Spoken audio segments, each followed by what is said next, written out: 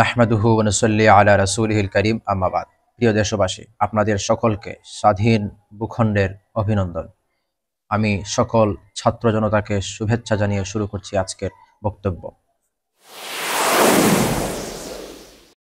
রাজনীতির অনেক সংজ্ঞা আছে, তন্মধ্যে সহজে বলতে গেলে রাজনীতি বলতে রাষ্ট্র পরিচালনা সংক্রান্ত নীতিমালাকে বোঝায়।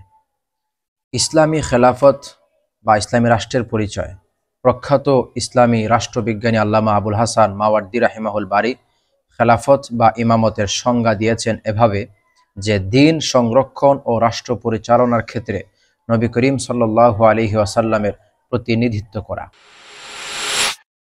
নবী করিম সাল্লাল্লাহু আলাইহি ওয়াসাল্লামের ইন্তেকালের পর ওনার কাফন দাফনের পূর্বে প্রথমেই খলিফা নিযুক্ত করা হয়। খলিফা নিযুক্ত করার পরে খলিফা নির্বাচিত হওয়ার পরে ওনার অধীনে নবী করিম সাল্লাল্লাহু আলাইহি ওয়াসাল্লামের কাফন দাফন সম্পন্ন করা হয়। এ থেকে বুঝে আসে ইসলামে খেলাফতের ইসলামী খলিফা নির্বাচন করার গুরুত্ব কতটা বেশি। ইসলামী খেলাফত প্রতিষ্ঠা যেমন ফরজে কিফায়া, তেমনি ইসলামী খেলাফত প্রতিষ্ঠার উদ্দেশ্যে রাজনীতি করা হলে সেরূপ রাজনীতি করাও হবে ফরজে কিফায়া। অন্তত কিছু লোক এ দায়িত্ব পালন না করলে সকলে দায়ী থাকবেন। তবে রাজনীতি করতে গিয়ে নিজের দিন ও ঈমান বাঁচানো সম্ভব না হলে সেরূপ রাজনীতি থেকে বিরত থাকাটাই জরুরি। কেননা রাজনীতি মূল উদ্দেশ্য নয়, মূল উদ্দেশ্য হলো ঈমান ও আমল। আলেম নন এরূপ লোকদের নেতৃত্বে পরিচালিত রাজনৈতিক দলগুলোর নেতৃবৃন্দের কর্তব্য হলো উলামায়ে কেরাম থেকে দিক নির্দেশনা ও পরামর্শ গ্রহণ করা এবং দলীয় কর্মকাণ্ড পরিচালনা করা। উলামায়ে কেরামের দায়িত্ব হলো তাদের রাহনুমাই করা। তবে অন্যান্য নেতৃবৃন্দ যদি উলামায়ে কেরামের রাহনুমাইতে পরিচালিত না হন, সেরূপ ক্ষেত্রে সহি রাজনীতি করার জন্য বা হিম্মত সাহসী উলামায়ে কেরামকে এগিয়ে আসতে হবে।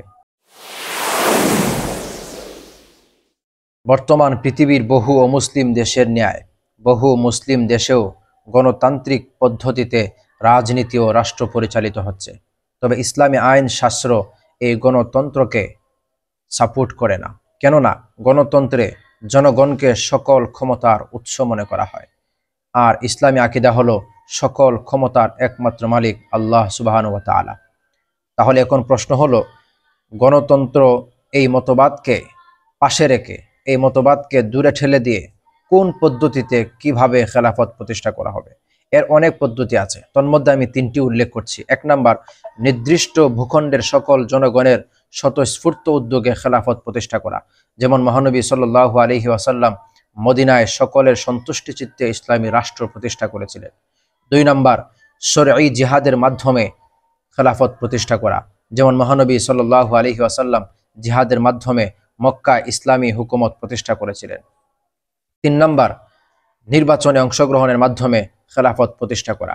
তবে এক্ষেত্রে শর্ত হলো রাজনীতি হতে হবে ইসলাম সমর্থিত।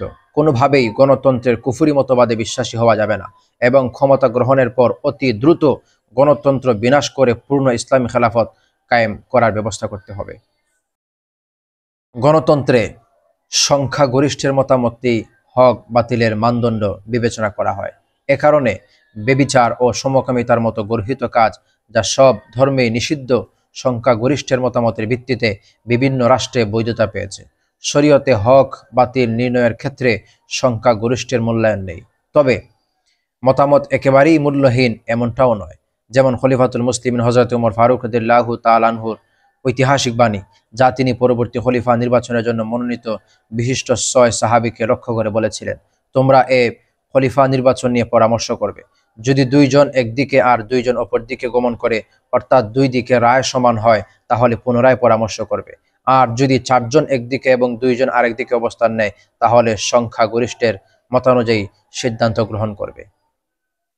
প্রিয় দেশবাসী, বর্তমান এই স্বাধীন ভূখণ্ডের বিজয়কে অব্যাহত রাখতে সকল ষড়যন্ত্রকে রুখে দিন। সকল প্রকারের ষড়যন্ত্র থেকে আমাদের এই স্বাধীনতা, এই বিজয়কে অক্ষুণ্ণ রাখার জন্য প্রাণপণ চেষ্টা করুন, সজাগ দৃষ্টি রাখুন। আল্লাহ সুবহানাহু ওয়া তাআলা আমাদের সকলকে ইসলামী খেলাফত প্রতিষ্ঠার জন্য আমাদেরকে সঠিক নিয়মে, যথানিয়মে মেহনত করার তৌফিক দান করেন এবং আমাদের দেশকে একটি শান্তির দেশ এবং সকল প্রকারের জুলুম, ফাসিবাদ, দুর্নীতি মুক্ত একটি দেশ আমাদেরকে আল্লাহ সুবহানাহু ওয়া তাআলা উপহার দিন। এই বিজয় আল্লাহ সুবহানাহু ওয়া তাআলার পক্ষ থেকে আমাদের জন্য নিশ্চিতভাবে রহমত। এই নিয়ামতকে আমাদেরকে বাকি রাখতে হবে এবং দেশকে সুরক্ষার জন্য, একটি দেশের ভালোবাসা, দেশকে শেষ পর্যন্ত এগিয়ে নিতে আমাদেরকে সবসময় সজাগ দৃষ্টি রাখতে হবে।